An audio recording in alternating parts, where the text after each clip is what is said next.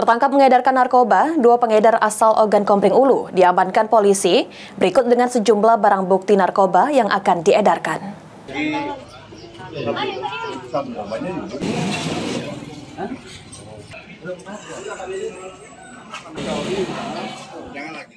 Jajaran Satuan Res Narkoba Polres Oku Selatan amankan 2 terduga pengedar narkoba jenis sabu, ganja, dan ekstasi di wilayah hukum Polres Oku Selatan.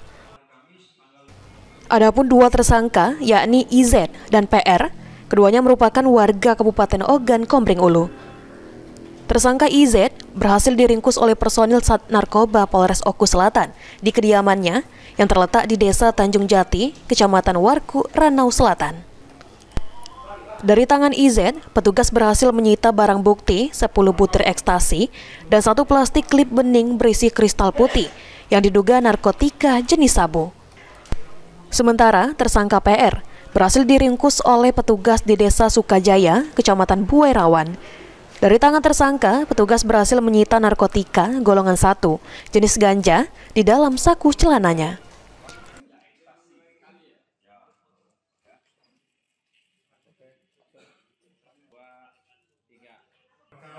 Seperti yang saya sebutkan tadi, tidak pidana setiap orang tanpa hak sesuai dengan pasal di Undang-Undang RI nomor 35 tahun 2009 tentang narkoba, yaitu pasal primernya 114 ayat 1, subsidiar pasal 112 ayat 1. Jadi kami kenakan di Undang-Undang Republik Indonesia nomor 35 tahun 2009 tentang narkoba. Kemudian yang tersangka dalam permasalahan itu yaitu inisial EZ dan G, ya, inisial HB dan G.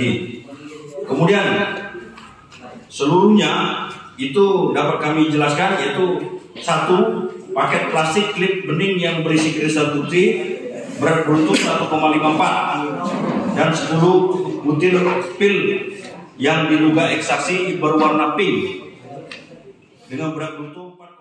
Saat ini, kedua tersangka telah diamankan di Mapolres Oku Selatan untuk menjalani pemeriksaan lebih lanjut. Sri Fitriana, PAL TV.